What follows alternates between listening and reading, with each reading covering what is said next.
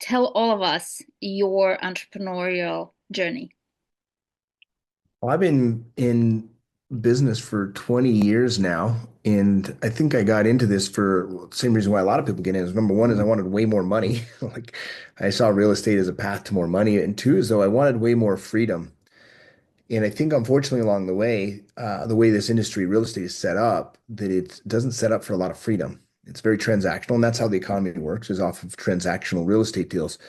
So what happens is we get into this business and we start making pretty good money if you find a success. But then what happens is you find that you only make money as long as you're working, right? If you stop, the money stops. And we're really going through a really cool phase right now with this new, I call it democratization of real estate. I don't know if that makes sense to a lot of people, but really it's a level playing field now. It's not just reserved for a handful of people that can use technology and create residual revenue streams. And I mean, how often are people listening to podcasts or watching a Zoom meeting, or you follow someone online that you feel like you really resonate with and you've never even met them before? Whereas in your local market, you're like, it's even hard. It's like you feel like you're out of alignment, right? You're not, you feel like you're in the wrong spot there because you have a hard time connecting with people. So we're seeing this new phase. And along the way, as I've watched these things changed, I realized if I wanted the freedom part as well, I needed to change and start getting rid of these old models that make money, but they hold you captive. And I needed to embrace newer models, which has been a learning curve, right? Because these newer models are just being developed. And so I think I would that's like to, sorry to interrupt you, because I really want to give some context here because I know you, obviously, you're one of my sponsors at Real. I chose that route, but I think I would love to give context because it comes from someone that actually worked their buttocks off into transactions. yes. It's not like you're coming, hey, I discovered this new thing. You tried things before and you were successful in sales. You created a team. You transitioned from being a solo agent into a team leader. And then after that, you discover this new model. And I would like to give context of the fact that you were in production as a listing agent on the phones, team leading, and what you found that was the issue of just being in production, what you found that was the issue of being a team leader in a traditional model, and how you transition in what you're in right now.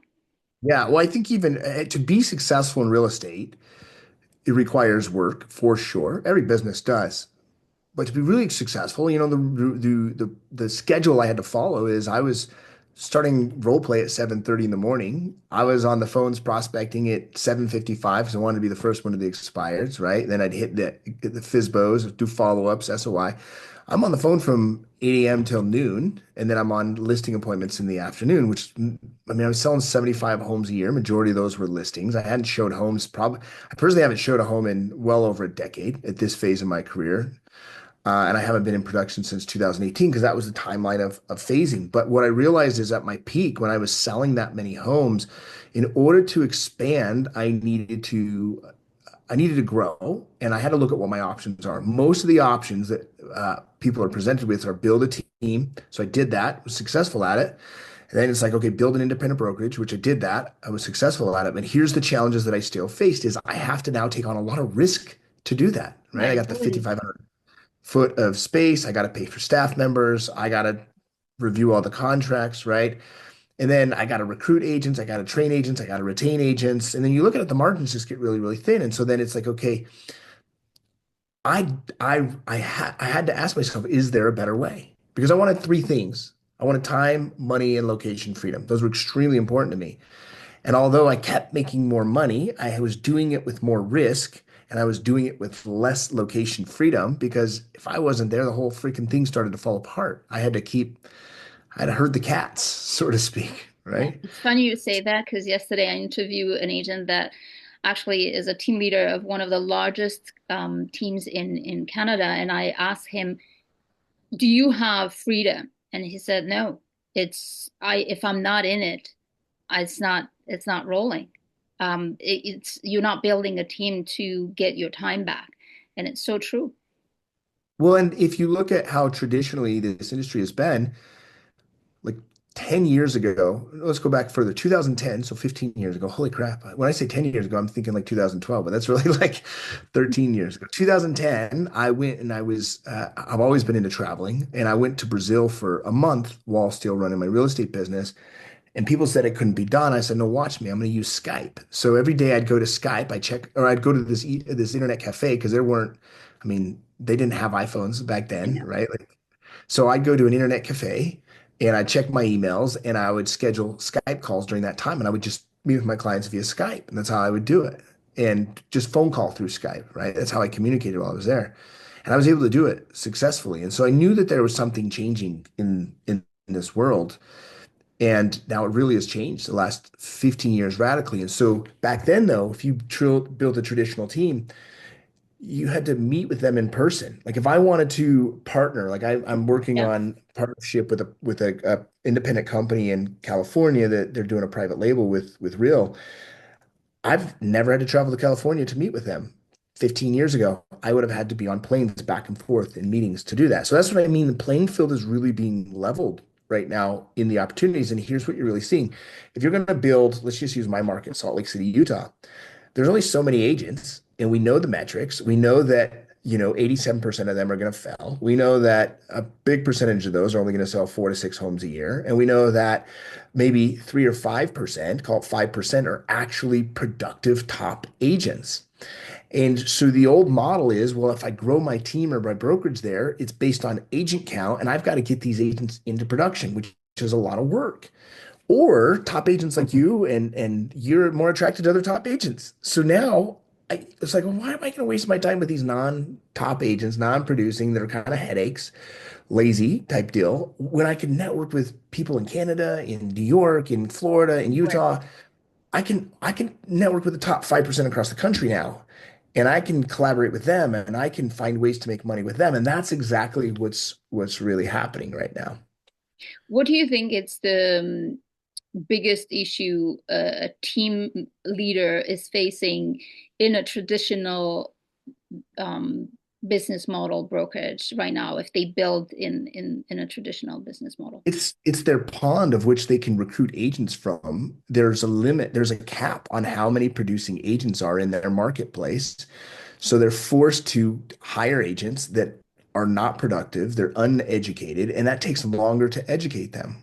Right? And so you have to take more risk, more money spending on them. And how often you've seen this all the time, you bet on someone and then you believe in them more than they believe in themselves. And so you just wasted 6 months with someone that didn't close a deal and a bunch of money, right? So the problem is there's only so many agents that they can attract in their world.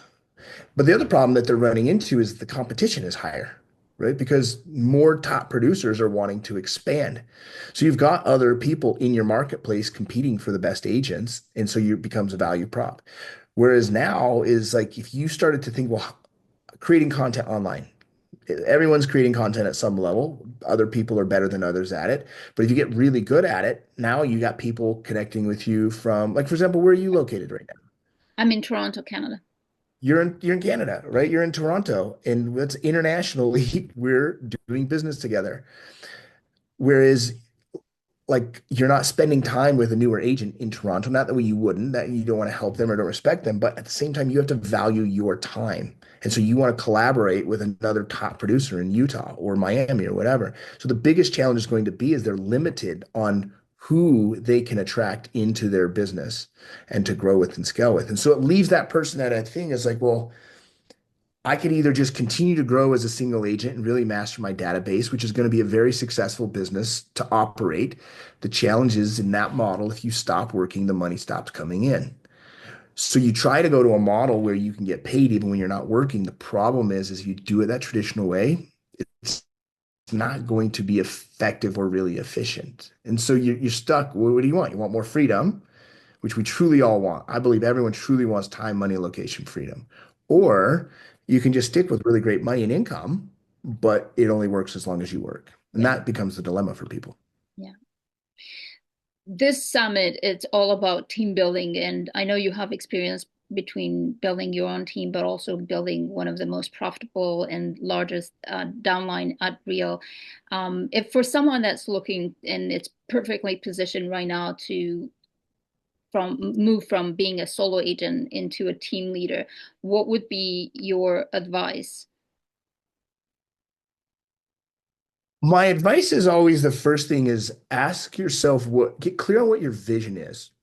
And the best way for me to explain that to people is I always ask myself, how old am I going to be in 5 years? Because one thing I know to be true is a day becomes a week becomes a month becomes a quarter becomes a year becomes a decade. And so what do I want my life to look like in 5 years, 10 years? And I have to ask myself, well, how old am I going to be? What phase of life am I going to be in? Another great thing is you have kids or spouse. How old are they going to be? Like I look at my 12-year-old, she's going to be 17 years old. She's in a different world at 17 than at 12, right? My 9-year-old's going to be at 14. She's in a different world. Our 18-year-old's 23. Me and my fiance, we're going to be 45. So when we're in that phase of life, what do I want that phase of life to look like? And then the second question becomes is, okay, well, what vehicle is going to fund that life? And whatever vehicle you choose, if you truly want the freedom that you crave, and I know you freaking crave it, I crave it. I had it for so long, like I desired it, is I have to have a vehicle that pays me over and over again. I need to get paid every single day in the real estate world. What model allows for that to happen? And then that's what you have to begin to pivot to.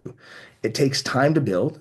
You can't just cut off your transactional revenue overnight, but you do have to be clear on your vision and decide what way you're going. And that's just so important because I can promise you this, it's not the most talented people that make it happen. It's the most resilient.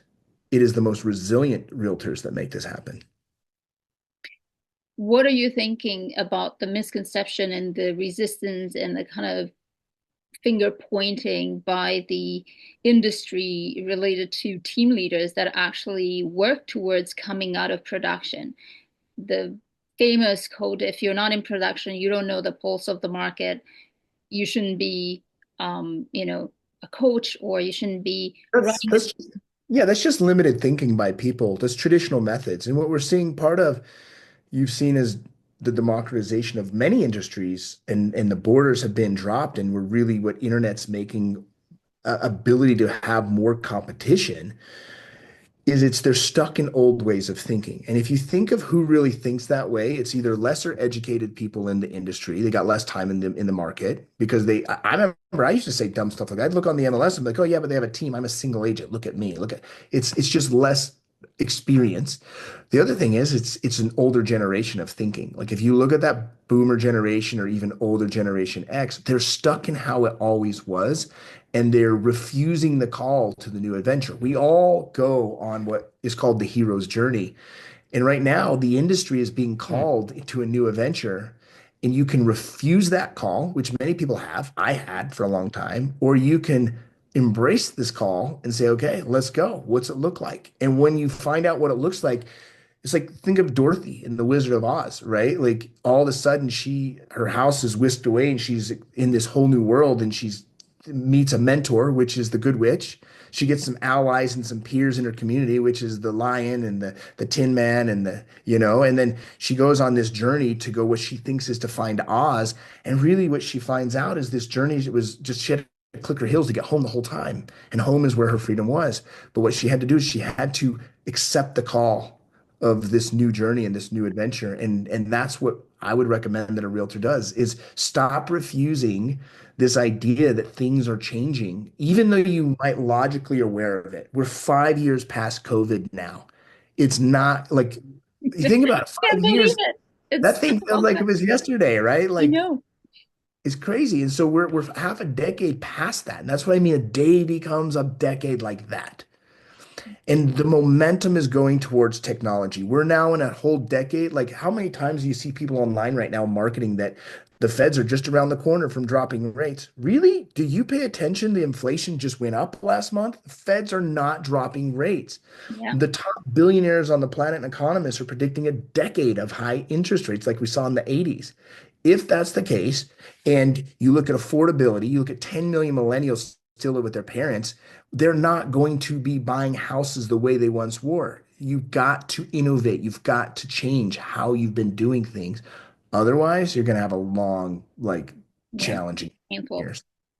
And if you want the freedom, you can't wait a decade for things to go back like it was in 2020. Remember 2021, Yeah, yeah. 2022? It Anyone in was their an exception. I think for a lot of agents, they experience only that, and they think that that's the reality of real estate, which is not. It's absolutely not. I think in a way we were lucky that we went through that expires for sell by owners bidding on the, being on the phone all the time. I think that they're delusional to think that that's going to come back or that's the regular industry. How's your ex- business looking right now? Like you went from a solo, like I said, to a team leader, then you switched to a revenue share company model. How's your real estate business looks right now? so my real estate sales business or just my real estate business Both. in the industry? Yeah, is there any sales side of it? Yes, so I still have a great book of business that obviously fades over years, because it's 8 years ago since I stepped out of production. Yeah, seven years ago.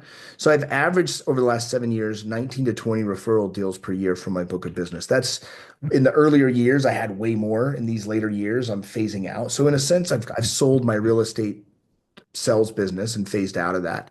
And the way I make money, understand this is the economy runs on transactions. And the way transaction happens is either through cash or credit. As rates get higher, credit dries up, and so you spend more money based on cash. Mhm. So if you've got cash, transactions happen. If you have credit, transaction happens, right? But we don't have a ton of credit like we did really in the last decade that made it seem so easy for people to spend. So in that, I understand that transactions of real estate represent 1/5 of the US economy. I don't know what it is in Canada, but I'm sure it's a pretty high Yeah, amount, yeah, right? pretty similar. And so if the transaction's happening, my job is to be in the middle of that flow. How do I be in the middle of that flow? Well, I can sell houses or I can impact realtors that are selling houses all across North America. And so that was been the phase for me is I impact other realtors to improve their income, to improve their life, to improve their world. And I do it with three different vehicles. The first we've been very clear on is a revenue share network. I've got almost 3,600 people now in my network, roughly. And that's one way. It's a very great way. I love that way. I love the partnership with Real because they're focused on technology and especially AI and the innovation. I think that's important. The second way I do it is through selling my expertise, which I think is a very big opportunity for a lot of agents. How many times do you opt in for a free course or a training, or you've even bought courses, right? You can actually create your own and offer your expertise. If you've been successful, people will buy your patterns, your systems. So I do that. That's a seven-figure revenue for me. And then the third way, which just barely launched in January, I've been working on that idea for a while, is what's called the National Real Estate Community. So as I look at the two ways I think this industry grows is number one is large, successful teams that are bringing on hundreds of agents and doing really well that way. They control the marketing in their local markets. But the second way are really talented real estate agents that manage their databases really, really, really well. So you see these are vehicles that help real estate agents that are then in the flow of that real estate transaction and it creates recurring revenue. So that's what my business models looks like today. That's amazing. Beautiful. Um, I always ask this question all of my guests because I know you speak a lot. You're a speaker. You are invited. You do a lot of podcasts. What was one question that you were asked, podcast or events, that was a really really smart question that you think it allowed you to share a great answer? And we would love to hear that. Well, I've got asked a lot of questions. I think a good question is what skills do I have to master, right? When someone's on this hero's journey and they get with a mentor, they get with some new allies, no matter what phase you are, when you go through this maybe challenge that you're faced with is you need new skills, either leveling up your skills, right? Like if you're selling 50 homes a year, it's a different skill than if you're have 3,500 agents in your network. Like it's a different skill. So you're always leveling up your skills. Such a And so I think great point there. Sorry to interrupt because I'm going to lose this, but keep it in mind. I would like to know What's the difference in the skill between what you just mentioned? Because a lot of agents think that if they're really good at sales, they're going to be really good team leaders. Yeah. So What's I think your that's opinion on where I that? was going with this. The skill that got me great at real estate sales was sales skills. I was incredible at converting leads to appointments and finding those leads. I would say the skill right now that actually has been the game changer for me. A lot of people think it's leadership. I think that is important to learn how to lead, but I'm a hell of a marketer. I'm just a better marketer than other people. I'm a better at building my brand that people see who my name is and my company is. And so there's that's the skill that I would say if you're looking to transition to these newer models, become an incredible marketer. And you can't just half-ass it. Like why is it that some people we have so many people create content today, but some people's content gets shared and other people's doesn't? It's because it's a skill. Yeah. It's not because your content isn't. The truth is, the algorithm means if people aren't watching your stuff, it means people aren't interested in how you're doing it and presenting it. That's what it means. What did you do to improve those skills? Well, so like my hero's journey means that I had to get mentors, right? So I pay for proximity, and one of my greatest mentors is Tony Robbins. I'm completely delve into his ecosystem, and Okay. I've attended 6 or 7 business masteries now, multiple business two mastery advances, 3 financial platinum events, right? So I'm around people that are performing at a higher level and learning how to do these things. I mean, I coach with just some of the very best people, so I'm paying to learn for Yeah. those skills, learn those skills. How do you maintain a certain element of culture in this kind of model? Culture is based on what you vibrate as your own values. So there's human needs, and then there's values. We will betray our values to meet our needs if we're not aware of what they are. And so I think the older generation in the old models of real estate really valued growth and significance. Like if you look at the decade of Instagram, it was look at how awesome I am, look at my Lamborghini, look at my nice stuff. Like it was really focused on that because money was easy. We now have entered a culture where the new generation, like millennials, younger Gen X, and Gen Z, they actually crave community. They crave collaboration. And so, what they really crave above else is that growth and contribution piece, not growth and significance. And with contribution, they get connection from one another. They really want to feel connected. It's easier probably for you to feel connected with top producers across Canada and US than it is to feel connected with some of the local agents there in Toronto, right? And so as you connect with them, that's what's really changed is okay, we're feeding these needs of growth and connection through collaboration. The second thing is though, how accountability works today is different. Today, it's a more safe and vulnerable place for people to admit when they're off course and to correct and continue. Whereas the old model was shaming you into production by getting your numbers up, hitting your numbers. It was always about the numbers. It wasn't about the part of fulfillment piece, right? And understanding, like, look, I've got a 3-year-old that vomited blueberries in the middle of the night. I'm just off track today. Like, that's just part of it, right? And then the third is, though, agents today really crave a step-by-step path to the next level. And so you're seeing that develop where it's like, here's step one, here's step two, here's step three, so that people can apply these newer models. And so what's changed before is we want to share those steps. The older generation was, I want to keep those secrets to myself. I Yeah. don't want to share. I don't want my competition to find out. And now it's people aren't the competition. People are the collaboration. That's the biggest difference. Where do you see this industry in the next 5 years? I could be wrong on this, but I think in the next 3 to 5 years, 800,000 realtors are going to disappear. You see them not closing as many deals. You see more bigger teams and even top agents that manage their database really growing the number of deals that they're doing. And so they're taking market share. Yeah. And as they take market share, these talented people are going to use technology, AI in particular. I think in 12 months, you'll see hopefully real, maybe other companies release agentic AI where they can give it a prompt, at least in the US, might not be in Canada yet, where it's like, hey, go write the purchase contract and send it off to the Joneses for signature and file it into the platform, right? You're going to see that. And so talented people that control databases and teams, they're going to use that AI to continue to make market share. And so you're going to see market share go from one segment to the other segment. So I think that'll happen. And I think the world in 5 years, I think is almost impossible or inconceivable for us to imagine what it's going to look like because it's going to be so radically different. By 2027, with the Olympics in LA, they're going to be in 2028. We'll have autonomous flying vehicles there, right? So that's coming. We're already seeing in Miami, Phoenix, other markets, autonomous, like it's called Waymo. It's a similar of Uber. I think you're going to see Uber drivers for the most part replaced in the next 5 years. So it'd be crazy to think that a realtor couldn't be replaced. The question is you don't is what can you do to not be replaced? And it's you have to be great at technology, which means whoever you partner with, you better partner with a platform that is developing Yeah. state like incredible technologies, particularly in the AI space.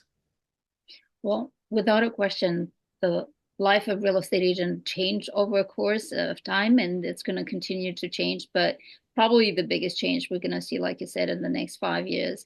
And it's been cooking for a while, but it's coming to fruition now. You have to think by the year 2030, it's projected based on the models that artificial intelligence will supersede human intelligence by the year 2030. Yeah, Within 10 years, it'll be very normal for you to have a humanoid robot that is running off of AI intelligence, yeah, right? Like you could literally probably put your AI robot in, and this is crazy, and people aren't even thinking about this. yeah, And within 5 to 10 years, you could assign your AI robot assistant to go show a home to someone. 100%. Yeah. And you need to find the way to still stay relevant and show value and create what you just said, a community, because otherwise in terms of performance we're going to be outperformed by technology. So thank you so much for your time. Thank you Thanks for having me. for sharing openly to all of us. Awesome. I uh, appreciate having me on today. Thank you.